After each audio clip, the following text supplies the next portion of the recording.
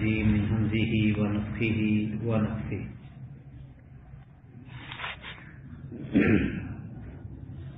يا أيها الذين آمنوا كونوا قوامين بالقسط شهداء لله ولو على أنفسكم أو الوالدين والأقربين إن يكن غنيا أو فقيرا فالله أولى بهما فلا تتبعوا الهوى أن تعدلوا وإن تلووا أو تعرضوا فإن الله كان بما تعملون خبيرا.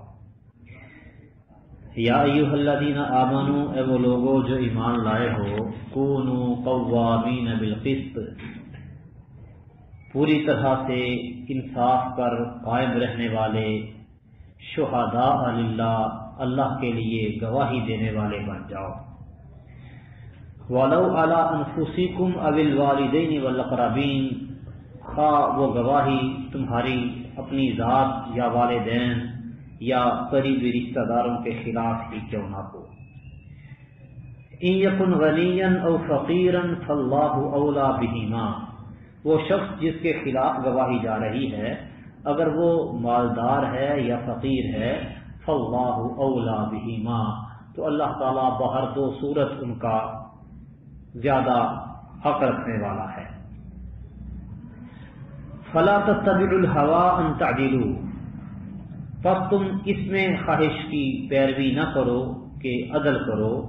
وَإِن تَلْوُوا أَوْ تُعْرِضُوا، اور اگر تم زبان کو بیچ دو یا پہلو تہی کرو، پہلو بچاؤ، فَإِنَّ اللَّهَ كَانَ بِمَا تَعْمَلُونَ خَبِيرًا، تو جو تم عمل کرتے ہو یقیناً اللہ ہمیشہ سے ہی اس کے بارے میں خوب خبر رکھنے والا ہے.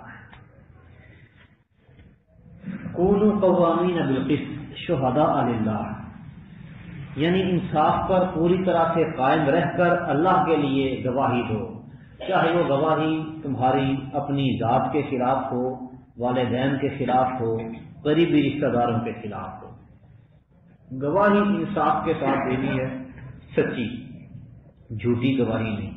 اس سے معلوم ہوتا ہے کہ اولاد کی گواہی ماں باپ کے خلاف قبول کی جائے گی، اور ماں باپ کے خلاف اولاد کی جو گواہی ہے یہ والدین کے ساتھ نیکی کرنے کے منافی نہیں.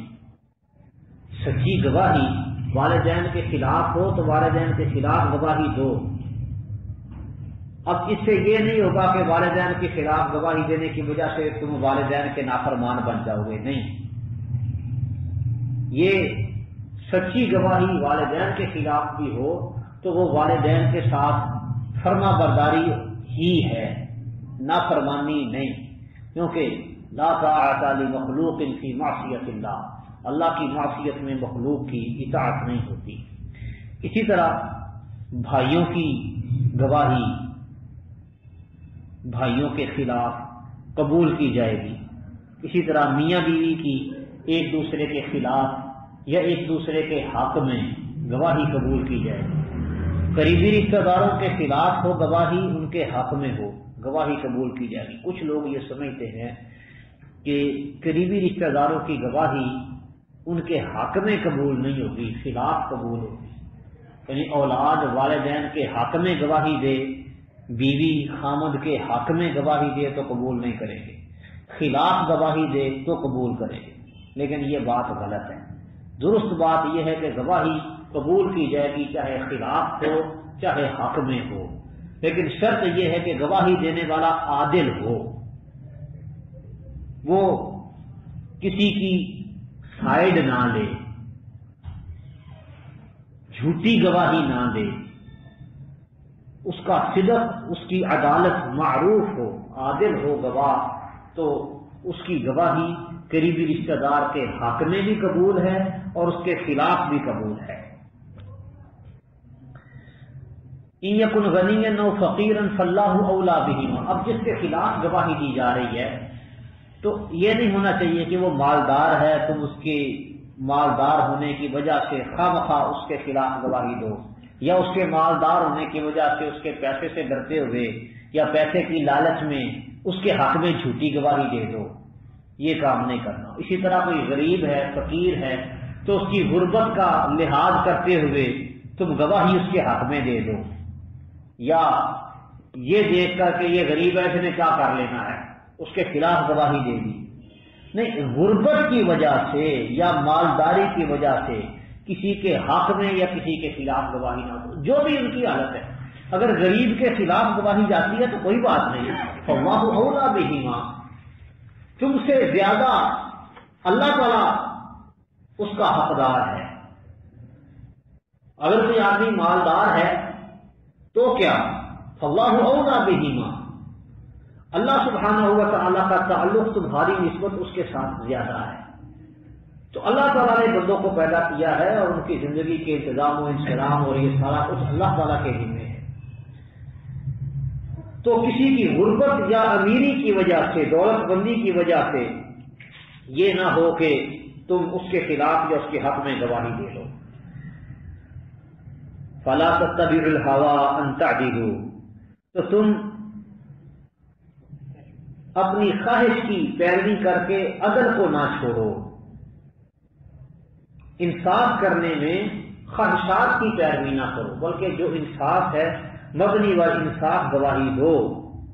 وَإِن تَلْوُوا أَوْ تُعْرِضُوا فَإِنَّ اللَّهَ بِمَا تَعْمَلُونَ خَبِيرٌ، اور اگر تم گواہی دینے سے پہلو بچاؤ، گواہی چھپا لو، گواہی دو ہی نہ، یا پھر ایسے انداز میں بات بنا کے گواہی دو کہ جس کے حق میں گواہی دینی ہے اس کے خلاف ہو جائے، جس کے خلاف گواہی دینی ہے سننے والے کو سمجھ آئے کہ یہ اس کے حق میں گواہی دی جا رہی ہے۔ اس طرح توڑ موڑ کے بات کو نہ گھما پھرا کے نہ کرو، سیدھی سیدھی بات کرو۔ اور اگر تم ایسا کرو گے تو پھر یاد رکھنا کہ اللہ تعالیٰ تو بخوبی دیکھنے والا ہے، وہ خبر رکھنے والا ہے۔ یا ایھا الذین آمنوا آمنوا باللہ ورسولہ والکتاب الذی نزل علی رسولہ والکتاب الذی انزل من قبل، اے وہ لوگوں جو ایمان لائے ہو، اللہ پر ایمان لاؤ، اس کے رسول پر ایمان لاؤ، اور اس کتاب پر ایمان لاؤ جو اللہ نے اپنے رسول پر نازل کی ہے، والکتاب الذی انزل من قبل، اور اس کتاب پر ایمان لاؤ جو اس سے پہلے نازل کی گئی۔ وَمَن يَكْفُرْ بِاللَّهِ وَمَلَائِكَتِهِ وَكُتُبِهِ وَرُسُلِهِ وَالْيَوْمِ الْآخِرِ، اور جو بھی اللہ، فرشتوں، اس کی کتابوں، اس کے رسولوں اور آخرت والے دن کا کفر کرتا ہے، انکار کرتا ہے، فَقَدْ ضَلَّ ضَلَالًا بَعِيدًا، تو یقیناً وہ گمراہ ہو گیا بہت دور کی گمراہی۔ اس آیت مبارکہ میں اللہ سبحانہ و تعالی اہل ایمان کو ایمان لانے کا حکم دے رہے ہیں۔ یا ایھا الذین آمنوا آمینوا، اے ایمان والو ایمان لاؤ۔ مطلب کیا ہے کہ ایمان پر ثابت قدم رہو یا اپنے ایمان میں اخلاص پیدا کرو۔ تمام تر اہل ایمان اس کے مخاطب ہیں۔ کچھ لوگ یہ سمجھتے ہیں کہ اس سے مراد اہل کتاب کے مومنین ہیں، لیکن زیادہ درست اور صحیح بات یہ ہے کہ تمام تر اہل ایمان کو یہ خطاب ہے، انہیں کہا جا رہا ہے کہ تم ایمان لاؤ۔ تو ایمان لاؤ اللہ پر، رسول پر نازل شدہ کتاب پر، اور اس کتاب پر جو اس سے پہلے نازل کی گئی۔ سابقہ کتابوں پر ایمان لانے کا مطلب ہے کہ ان کی حقانیت کا یقین رکھا جائے کہ وہ منزل من اللہ کتابیں ہیں، اللہ رب العالمین کی طرف سے نازل کی گئی، اور پھر بعد میں لوگوں نے اس کے اندر تحریف اور تغیر اور تبدل کر دیا، باتیں کچھ کی کچھ بنا دی۔ باقی جہاں تک عمل کرنے کی بات ہے تو عمل قرآن پر ہوگا یا نبی کریم صلی اللہ علیہ وسلم کی سنت اور آپ کے فرمان پر ہوگا، سابقہ شریعتوں پر عمل نہیں۔ ہاں، سابقہ شریعتوں میں سے وہ باتیں جن کی تصدیق قرآن کر دے، جن کی تصدیق نبی صلی اللہ علیہ وسلم کا فرمان کر دے، تو وہ باتیں ٹھیک ہوں گی اور ان پر عمل کیا جائے گا۔ یعنی کہ اصل میں تو انبیاء کرام صلوات اللہ علیہ مجمعین کا جو دین ہے سب کا بنیادی طور پر وہ ایک ہی ہے۔ الانبیاء اخوۃ ودینہم واحد، نبی صلی اللہ علیہ وسلم فرماتے ہیں انبیاء آپس میں بھائی بھائی ہیں اور ان کا دین ایک ہی ہے۔ آدم علیہ السلام سے لے کر امام الانبیاء جناب محمد مصطفیٰ صلی اللہ علیہ وسلم تک بنیادی طور پہ عقیدہ اور عمل کی باتیں، عبادات اور عقائد کی چیزیں ایک ہی رہی ہیں تمام تر نبیوں کی شریعتوں میں۔ ہاں پھر کچھ قومیں ایسی تھیں جنہوں نے اللہ تعالیٰ کی بغاوتیں کی، نافرمانیاں کی، جن کی وجہ سے اللہ تعالیٰ نے بہت سی حلال چیزیں ان پر حرام کر دی۔ فَبِظُلْمٍ مِّنَ الَّذِينَ هَادُوا، اللہ فرماتے ہیں یہودیوں کے ظلم کی وجہ سے ہم نے ان پر حرام کر دی فلاں فلاں فلاں فلاں چیز، تو یہ بات محلت لہم، جو پاکیزہ چیزیں حلال ان کے لیے تھیں، لیکن جب انہوں نے نافرمانیاں کی تو سزا کے طور پر حرام ہوئی، اصل شریعت میں وہ حلال ہی تھی۔ یعنی کہ بنیادی طور پر اب دیکھیں نماز، روزہ، صدقہ، سابقہ انبیاء کرام صلوات اللہ علیہم اجمعین کے بارے میں قرآن مجید میں جا بجا باتیں ذکر ہوئی ہیں، تو یہ تینوں چیزیں جو بنیادی ہیں یہ سب نبیوں کی شریعت میں ملتی ہیں۔ یعنی انبیاء کا دین ایک ہی ہے، ہاں وقتی طور پر کچھ سزا دینے کے لیے یا کچھ وقتی تنگی کی وجہ سے سہولت پیدا کرنے کے لیے کچھ رخصتیں، کچھ پابندیاں، ایسا معاملہ ہوتا رہا ہے، تو ان کے اندر بھی لوگوں نے تحریف کر دی۔ اب جیسے سنن نبی داؤد میں حدیث آتی ہے زنا کی سزا رجم کرنا، سنسار کرنا، یہ تورات میں بھی ہے، لیکن یہودیوں نے سنسار کرنا چھوڑ دیا، اور نبی صلی اللہ علیہ وسلم کے پاس زنا کا کیس آیا شادی شدہ جوڑے کا، تو آپ نے شادی شدہ کو سنسار کرنے کا، رجم کرنے کا حکم دیا۔ تو یہود سے پوچھا تم بتاؤ تورات میں زنا کے بارے میں کیا سزا تم پاتے ہو؟ تو انہوں نے وہ دائیں بائیں کیا، کہا لاؤ تورات پڑھو۔ تو وہ کیا کیا انہوں نے کہ تورات کی عبارت پڑھتے ہیں، جہاں پہ رجم کرنے کی بات تھی اس کو چھوڑ کر دائیں بائیں سے پڑھنا شروع کر دیا۔ عبداللہ بن سلام رضی اللہ تعالیٰ عنہ یہ بھی یہودیوں کے عالم تھے، مسلمان ہو چکے تھے، انہوں نے کہا یہاں سے ہاتھ اٹھاؤ، جہاں پہ ہاتھ رکھا گیا اس کو اٹھایا تو تورات میں وہ رجم کی آیت موجود تھی۔ یعنی کہ وہ اس طرح سے تحریف کیا کرتے تھے۔ اب سابقہ کتابوں کی جو باتیں کتاب و سنت میں ذکر ہیں انہی کے مطابق عمل ہوگا اور دیگر باتوں پر عمل نہیں کیا جائے گا۔ وَمَن يَكْفُرْ بِاللَّهِ وَمَلَائِكَتِهِ وَكُتُبِهِ وَرُسُلِهِ وَالْيَوْمِ الْآخِرِ، اور جو انکار کرے اللہ کا، فرشتوں کا، اللہ کی کتابوں اور رسولوں کا اور آخرت والے دن کا، فقد ضل ضلالا بعیدا، تو وہ بہت دور کی گمراہی میں بھٹک گیا ہے۔ مطلب ان میں سے کسی ایک چیز کا انکار بھی تمام چیزوں کا انکار ہے۔ آخرت کا انکار اللہ کے انکار کے برابر ہے، فرشتوں کا انکار اللہ کے انکار کے، یہ سب چیزیں کفر ہیں۔ ہم ان کو ایمانیات کہتے ہیں نا۔ ایمان کیا ہے؟ ان تؤمن باللہ وملائکتہ وکتبہ ورسلہ والیوم الآخر والقدر خیرہ وشرہ، اللہ پر ایمان، نبیوں رسولوں پر ایمان، فرشتوں پر ایمان، اللہ کی نازل کردہ کتابوں پر ایمان، آخرت والے دن پر ایمان، اور اچھی بری تقدیر پر یقین۔ یہ ایمان، ان میں سے ایک چیز بھی اگر نہیں ہوگی، کسی ایک پر بھی ایمان نہیں ہوگا، کسی ایک کا بھی انکار ہوگا، تو ایمان سارا ختم، کفر ہو جائے گا۔ اِنَّ الَّذِينَ آمَنُوا ثُمَّ كَفَرُوا ثُمَّ آمَنُوا ثُمَّ كَفَرُوا ثُمَّ ازْدَادُوا كُفْرًا، یقیناً وہ لوگ جو ایمان لائے پھر انہوں نے کفر کیا، پھر ایمان لائے پھر انہوں نے کفر کیا، ثُمَّ ازْدَادُوا كُفْرًا، پھر کفر میں بہت زیادہ بڑھ گئے، لَمْ يَكُنِ اللَّهُ لِيَغْفِرَ لَهُمْ، اللہ تعالیٰ انہیں بخشنے والا نہیں ہے، وَلَا لِيَهْدِيَهُمْ سَبِيلًا، اور انہیں راستے کی ہدایت دینے والا نہیں ہے۔ یعنی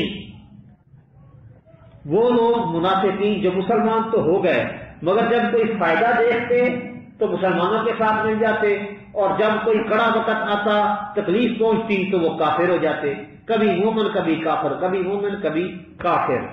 یہ لوگ مشرکین اوس و خزرج میں سے بھی تھے اور یہود مدینہ میں سے بھی۔ اب بھی بے شمار مسلمانوں کا یہی حال ہے۔ اللہ تعالیٰ فرماتے ہیں من الناس من یعبد اللہ علی حرف، لوگوں میں سے کچھ ایسے ہیں جو ایک کنارے کنارے رہ کر اللہ کی عبادت کرتے ہیں۔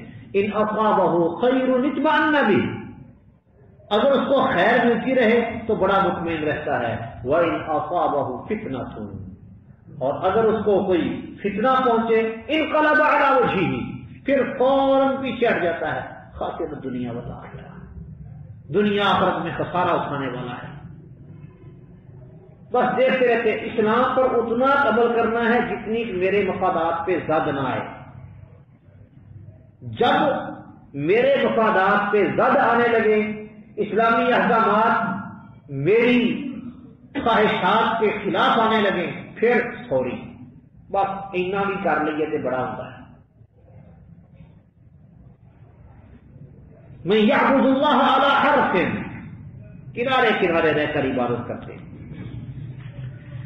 یعنی کہ وہ لوگ جو ایمان لائے پھر کفر کیا، پھر ایمان لائے پھر کفر کیا اور کفر میں بڑھ گئے، مطلب کہ وہ کفر پر قائم رہے اور کفر کی حالت میں ہی ان کی موت آ گئی۔ لم یکن اللہ لیغفر لهم ولا لیہدیہم سبیلا، اللہ تعالیٰ نے بخشے گا نہیں، کیونکہ کفر کی حالت میں جس کی موت آ گئی اس کے بعد اب توبہ کرنے کا وقت تو بچا ہے، اب اس کے لیے بخشش ختم ہو گئی۔ کفر کا یہی وہ درجہ ہے جس پر بخشش نہیں ہوگی، کفر کی حالت میں مرنا، مرنے سے پہلے توبہ کر لے تو توبہ ہے، مرنے کے بعد نہیں۔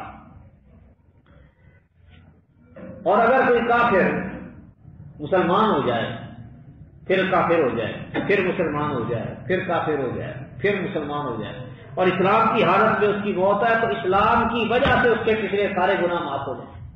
موت اسلام پر آئی ہے، انما الاعمال بالخواتیم، اعمال کا دار و مدار خاتمے پر ہے، بندے کا خاتمہ کس حال پہ ہو رہا ہے، جو بندے کا آخری عمل ہے وہی اصل ہے، اسی پر ہی بنیاد ہے۔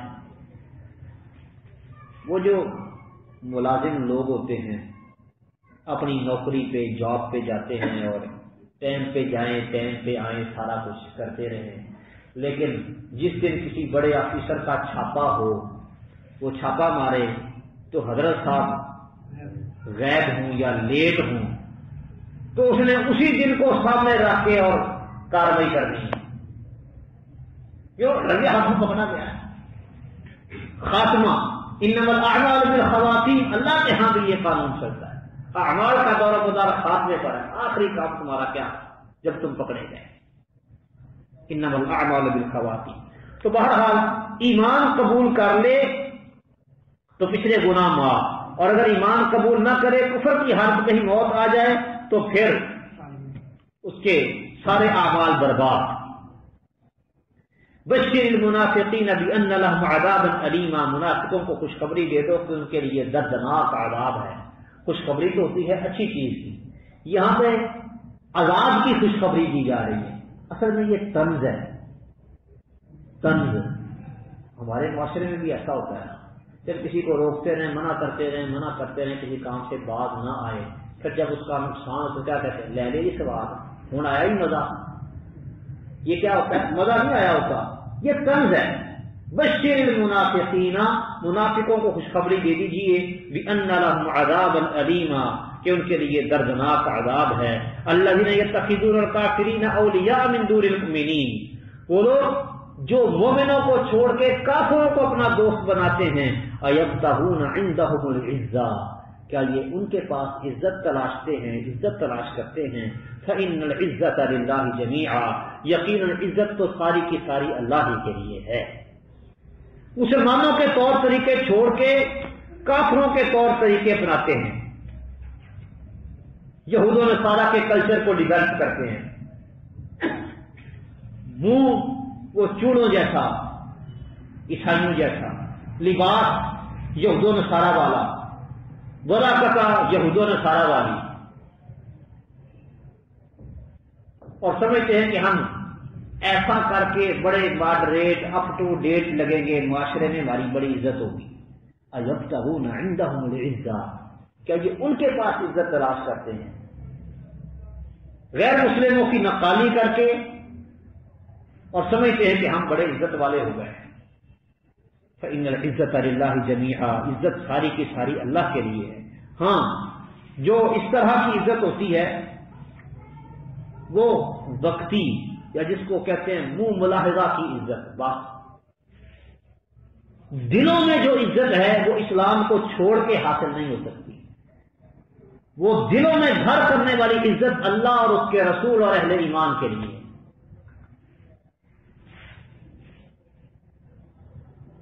دکھلانے کی جو عزت ہے وہ ایک الگ شے ہے.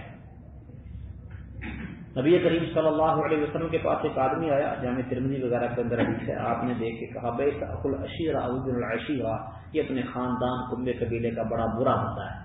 جب وہ آپ کے قریب آیا آپ نے بڑے اچھے انداز میں اس کے ساتھ گفتگو فرمائی. وہ چلا گیا تو ام المؤمنین عائشہ صدیقہ رضی اللہ تعالی عنہا نے پوچھا کہ آپ نے اس کے بارے میں جو تبصرہ کیا وہ تو میں نے سنا، لیکن پھر آپ نے فعلمت له الکلام، بڑا اچھا انداز اس کے ساتھ بات کرنے کا اپنایا ہے، ایسے برے بندے کے ساتھ ایسے اچھے انداز میں بات.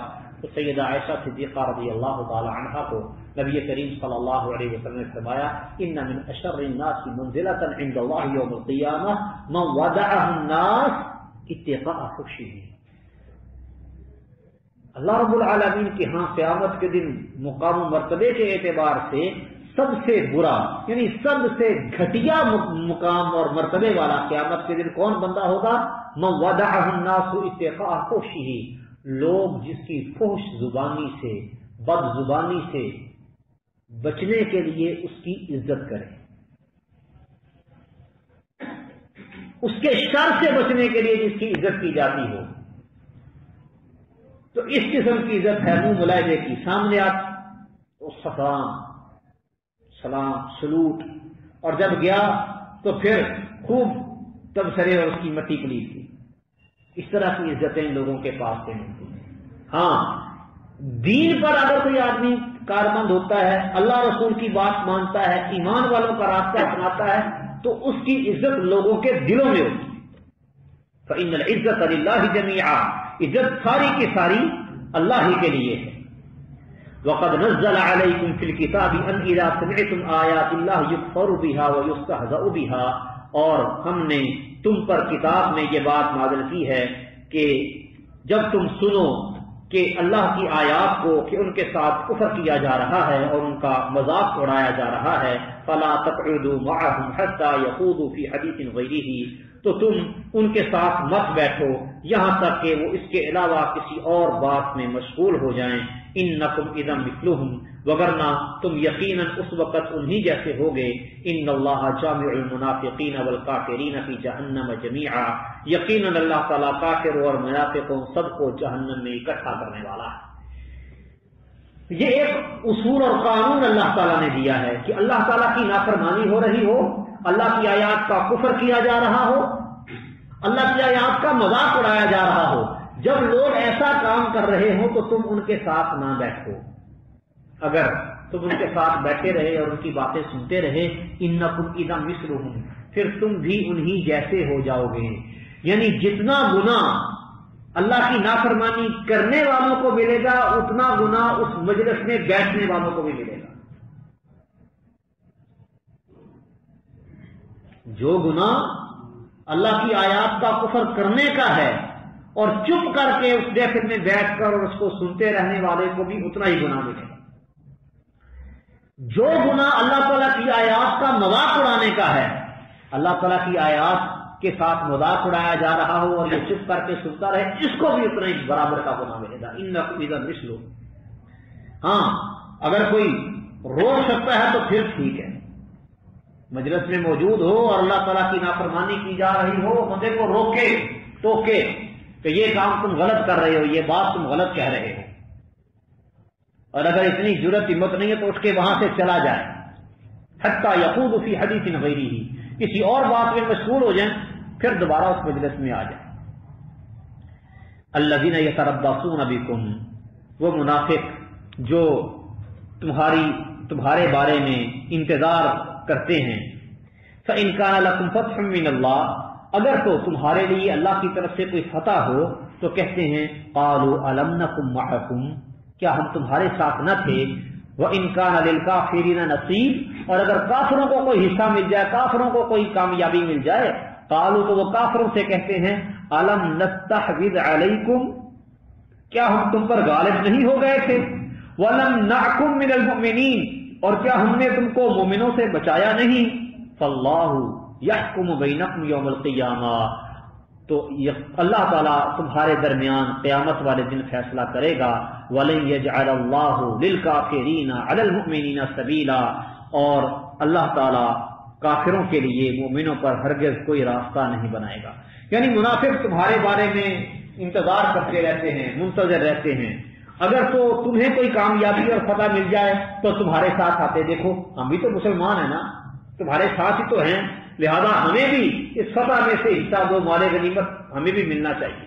اور اگر کسی وقت کافروں کو کوئی حصہ مل جائے، کافروں کو کوئی کامیابی مل جائے، تو پھر وہ کافروں کے پاس چلے جاتے ہیں، کہتے ہیں ہم تو اوپر سے مسلمان ہیں نا، اندر کھاتے تو تمہارے ساتھ ہی ہیں، ہم تم پر غالب آ گئے تھے، مسلمان تو تم کو مار جاتے، لیکن ہم نے دیکھو تمہیں بچا لیا ہے. نَمْنَعْكُمْ مِنَ الْمُؤْمِنِينَ، ہم نے تم کو مومنوں سے بچا لیا ہے.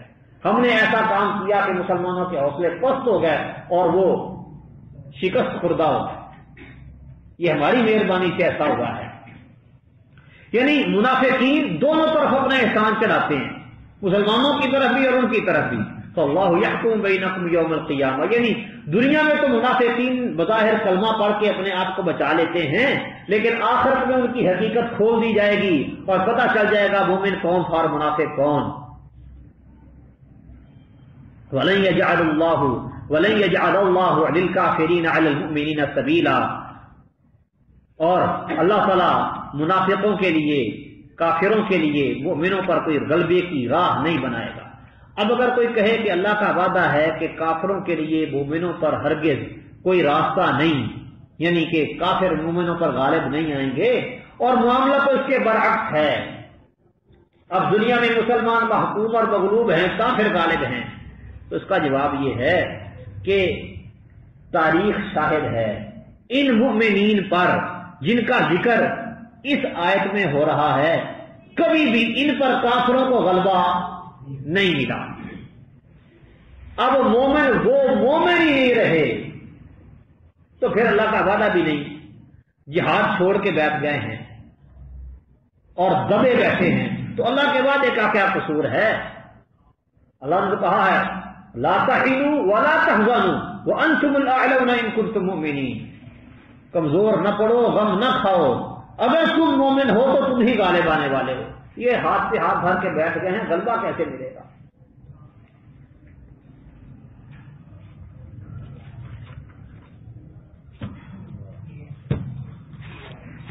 رحمت اللہ.